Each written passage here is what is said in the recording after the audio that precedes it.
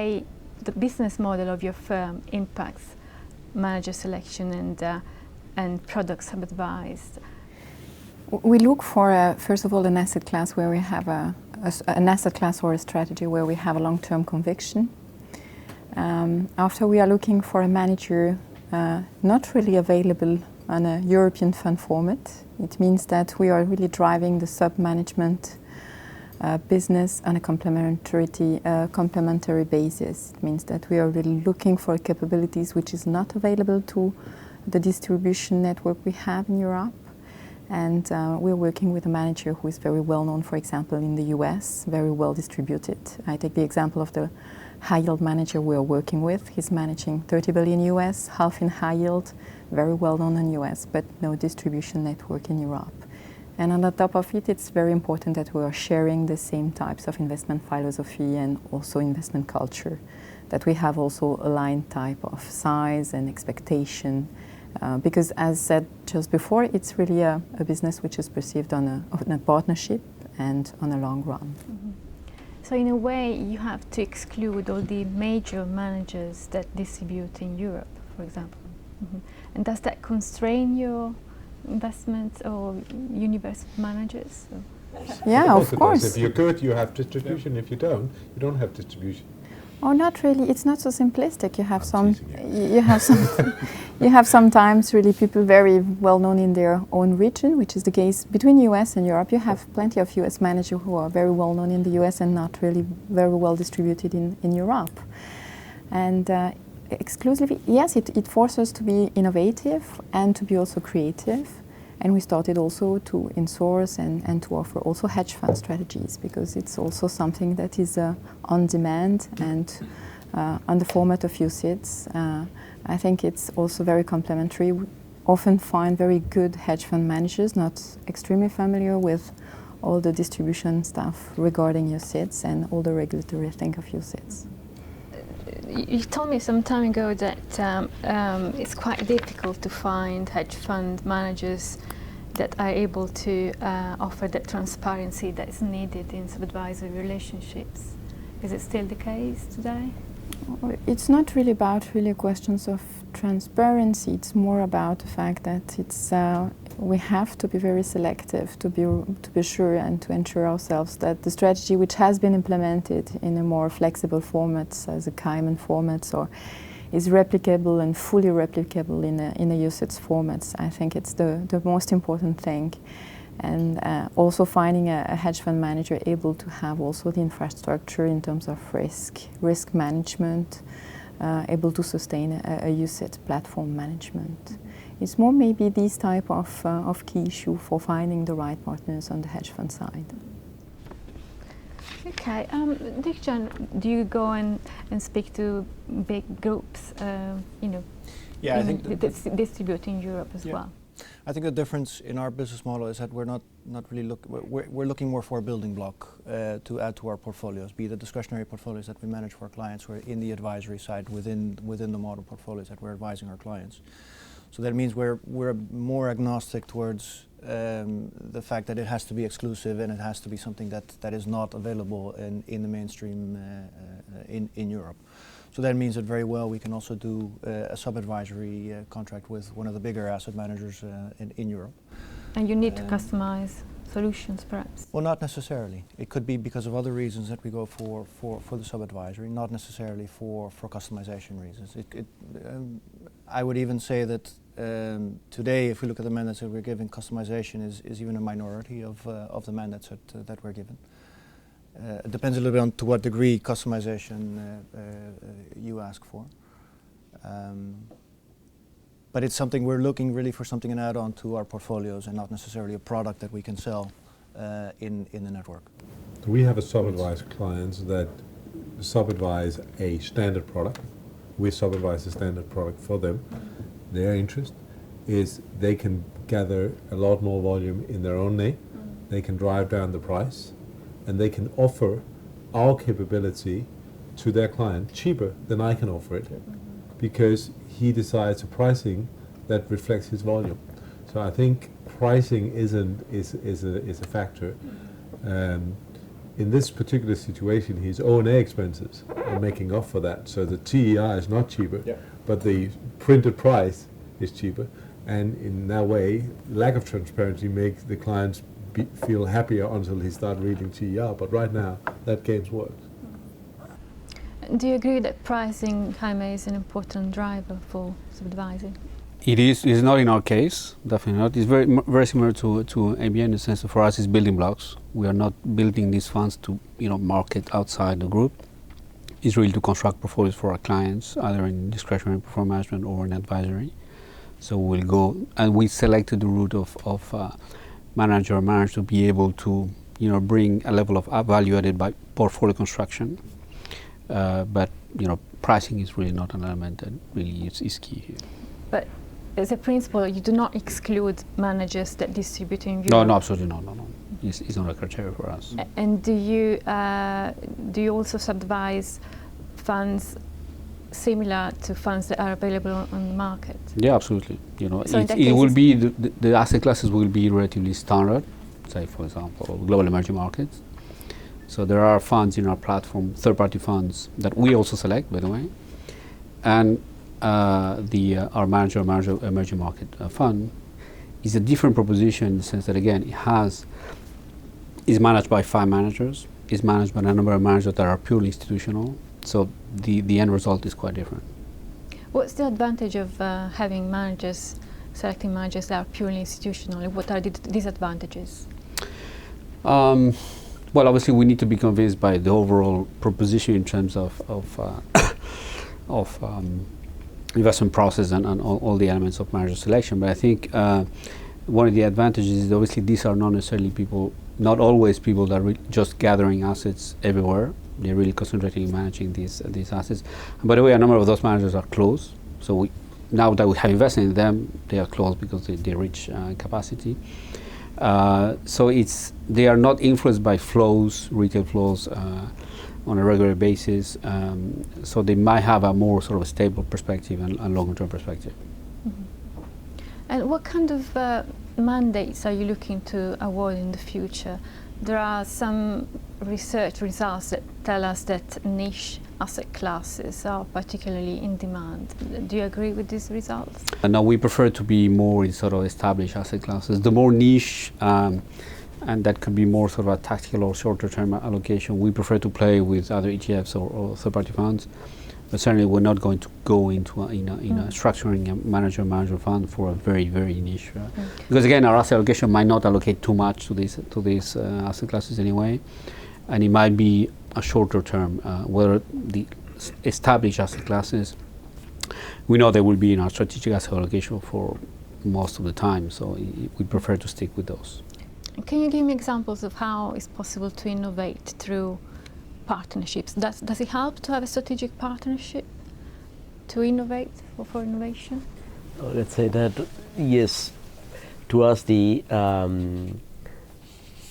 sub-advisor is really the path to innovation. Let's say that, but first of all, we start with a specific investment idea, an investment solution that we want to bring to our distribution network and to our clients. And then we ask ourselves whether we are able to manage this specific solution internally or we need to find an external manager. And at that stage, it becomes very important.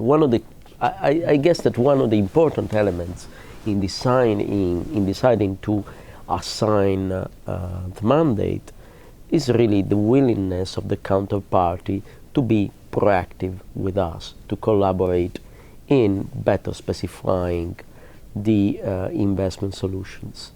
In many cases, in fact, let's say in all cases, what we did was launching products that were not available within the standard product range of the third-party asset manager, and in a few cases these were very innovative to them as well. In our case, we only have managers who have a distribution network in Europe, So they run, or to better specify, they already run offshore vehicles in UCITS format, either in Luxembourg or in Ireland. And that is really mainly because of our DNA. As a fund selection unit, we have a long experience in analyzing mutual funds. So what happens is that we have a very large visibility of what are the asset managers available in the UCITS space. But it's, I would say, more difficult for us to access managers who manage on a purely institutional basis, because we don't run an advisory, let's say an institutional advisory business, for instance.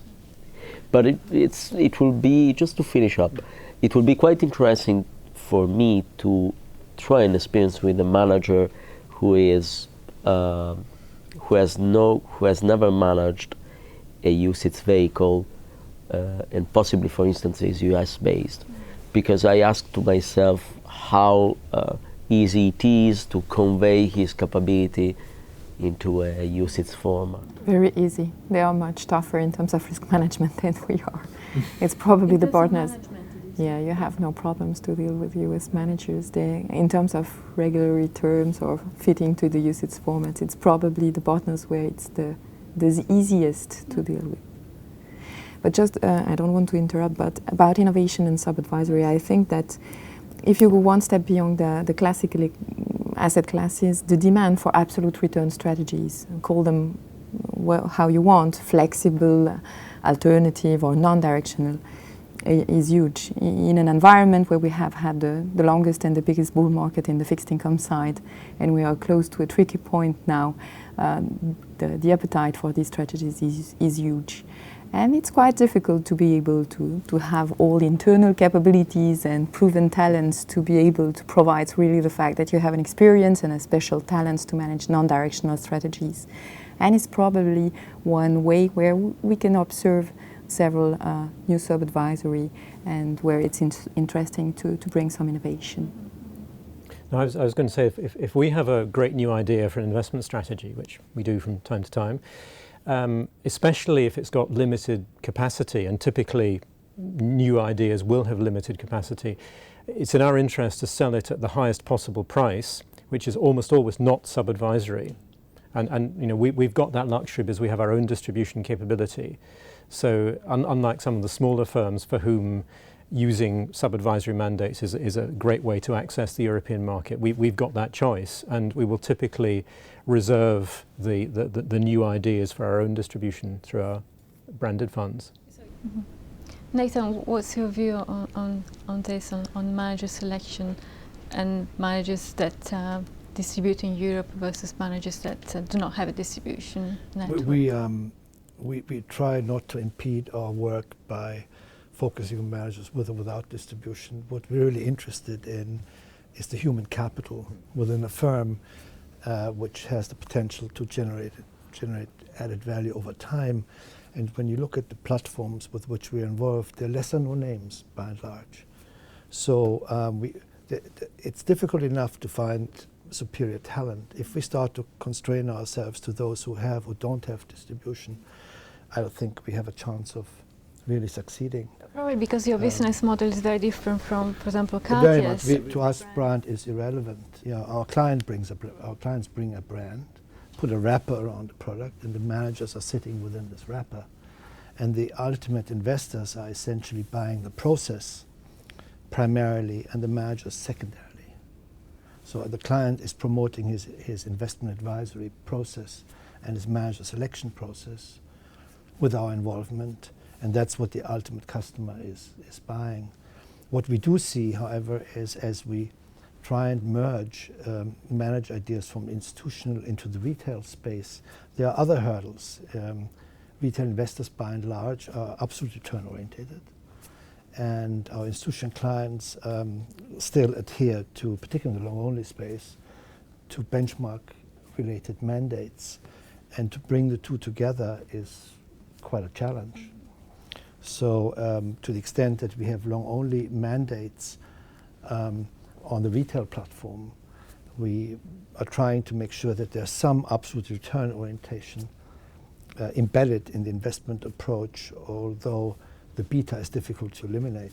Well, we found considerable interest in absolute return-oriented strategies in the long-short space, whether it's equities long-short, fixed income long-short. We see tremendous demand for those as building blocks in wider portfolios.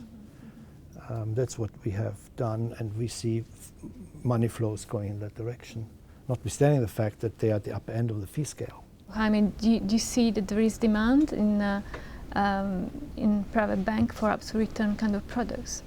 Yes, I think there is currently a more nascent demand. Obviously, clients were a bit disappointed by returns over the last 3 years. Only this year starts to get a little bit more sort of in line with the expectations. So there is a little bit of demand. We do have sort of a strategic asset allocation to absolute return funds. But it's fair to say that, again, 2011 and 3 years before were very difficult. So now a little bit more, but very timid. In absolute return, we don't give mandates. We only use funds directly. Well, I mean, our experience has certainly been the same as Jaime's, that the demand for absolute return funds, which is growing rapidly if you have a product that has produced absolute return, is much more for funds where we can create the flexibility, the maximum flexibility to use all the strategies, particularly very heavy derivative strategies, sometimes with leverage, which may not be palatable within a sub-advised mandate. So, I mean, yes, there is demand for absolute return, but it's much more often, in our experience, delivered through third-party funds. In what way is the selection of sub-advisor different from selection of a manager that sells third-party funds off the shelf? Let's say that the difference comes probably at a later stage, and that is has to do with the fact that you have to make sure that you are a key client to him. So that has much to do with the potential size of the So if the mandate does not grow, you're not going to have any negotiation power? Let's say that if I have the sense that the size of the potential assets under management are relatively going to be relatively small, I may exclude naturally certain managers, knowing their capacity, their size, their importance, because I would suspect that they would, at the very end, I will be among the last in line.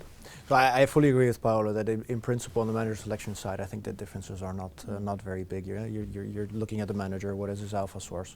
I guess maybe through sub-advisory you can focus, you can deep dive a bit more into the real alpha sources because you're able to isolate them a bit easier. But I think the main difference would especially be on the operational and legal side, where we bring our separate team to have I guess there the deep dive is much more focused than with an off-the-shelf fund.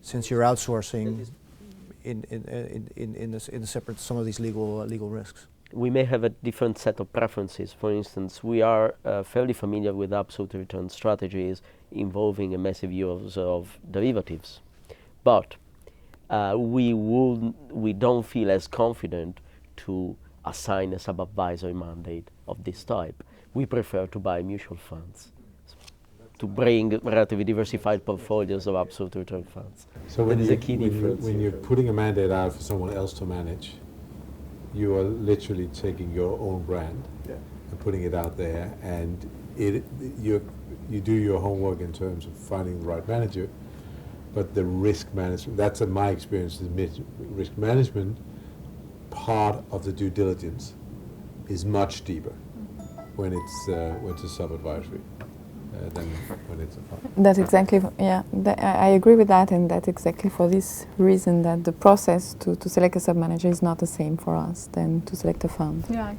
First of all, it's much longer. We never give a sub-advisory to a manager that we have due diligence and so maybe 2 or 3 times. It's a longer process than that. And we need also to have, we don't buy only process, we buy people. We don't believe into process only, and it's also important that the manager is partners of the entity, or he's really committed for a long term. It could be the risk management also, infrastructure. It has to be really perfect. We go much more in details on the operational side. Yeah, that is true as well. I'm partially correcting my assumption, but really it's better to assign a sub-advisory, since it's more of a long-term commitment in a sense, where to a company that is process-driven rather than star manager or people-driven, because the risks there are quite clear. Would you say there are any particular key areas of negotiation or battleground between managers and firms that do sub-advise? Nathan? I think it comes back to, the answer is yes. Fee is one of them, but not the only one. There is the whole area of transparency beyond portfolio transparency. If your process is predicated on finding smart and superior investors, you really need to have a fairly decent understanding how they function and how they can possibly get distracted, either away from the office or in the office.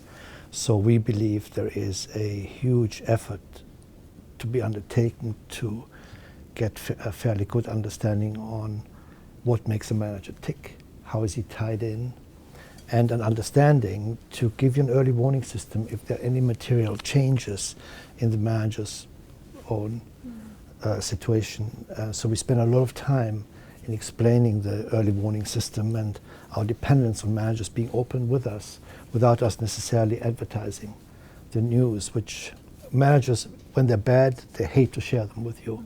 If they're good, they bring them out as quickly as they possibly can. So looking for the potential bad news is something which we do up front, and to that extent we build in certain disclosure requirements into the IMA. So we want managers to tell us bad news as quickly as they possibly can. Are fees a barrier to sub-advisory, do you think, Gavin? We talked earlier about strategic partnerships. When I hear the phrase strategic partnership, I think lower fees. That's the main benefit to the distributor of using their buying power. So it's a natural business relationship. I think where there may be barriers is where there are strategies which have got very limited capacity, where managers will be reluctant to use that capacity up at below average fees. I think the sub-advisory process works very well where it's a core asset class, where you're looking at typically institutional pricing for a sub-advisory mandate. I think if it's something that's got $1 billion capacity, the demand for lower fees may make it very, very hard to create a sensible deal for either party. It's certainly our experience. I mean, we don't find necessarily that volume gets us lower fees with those managers with whom we want to work. And we're cognizant of that. And many managers have MFN clauses in the other clients' investment management agreements, which just doesn't allow them to sell the product cheaper. So rarely do we find that placing power, if you like, is a material lever on lower fees. Sometimes at the margin we're able to get somewhat better fees, but with the kind of managers we're interested in, most of whom have only limited capacity, it's not a tool which has been very helpful. Is there perhaps any specific asset class where perhaps it's harder to find sub-advisor? One of the more difficult things is to find open managers, because the good managers tend to be closed. So that's a little bit more tricky. What we will tend to do in that case is to go to regional managers, local managers, to try to find, to combine them to create a global allocation. But GEM managers, the good ones are unfortunately closed. So if I may, I just ask each of you to weigh your conclusions. What do you think are the highlights of this discussion? Well, we strongly believe in the future of sub-advisory. We really think it will be a structured part of the offering within private banks, specifically within ABN AMRO. It's the next step in open architecture. We like to call it internally as the open architecture 2.0 model. So open architecture is there to stay. I don't believe in banks returning to internal asset management activities. So then definitely sub-advisory is a quite natural step forward. And Lee, for you, is there anything new, or perhaps your company's been sub-advising for quite a few years now? So Yeah. Is there any news in the process? I think not necessarily new, but I think the new world in terms of the UK in particular bodes well for sub-advisory types of solutions because there's a lot of pressure on asset management groups. Trying to distribute when you can't pay commissions, the old route, means that some of the old routes to market aren't available anymore. So one of the more, if you like, one of the routes to market that you can clearly see going forward is solutions.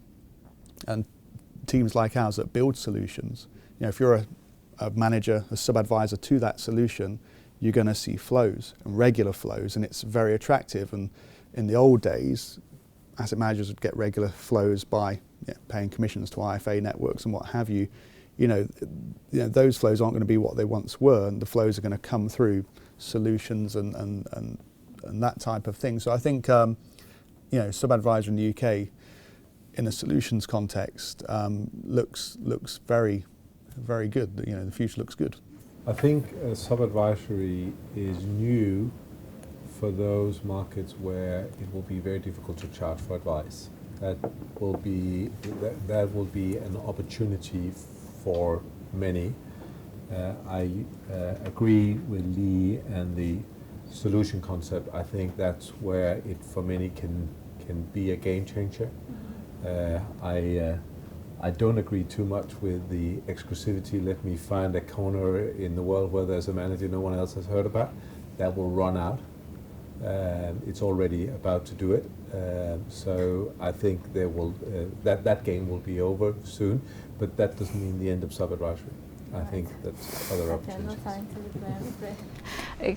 Jaime, your final conclusions, perhaps? I would say, well, there's no question about the fact that this trend is going to continue to expand. I think the more difficult part for us as manager selectors is really that the pool of talent is limited.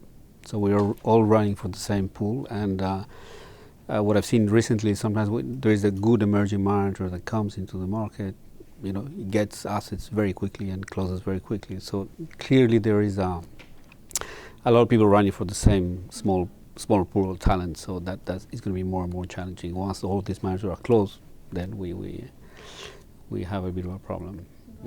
Yeah, I mean, I was just going to say that in trying to understand a trend in the European market, it's usually a pretty good place to start to look at what's happening in the US. And the proportion of the mutual fund industry that's sub-advised in the US is much higher than it is in Europe. So I'd be very confident we'd be doing more sub-advisory in the future than we are now. Great. Thank you very much for all your insights and comments, and thank you. Thank you.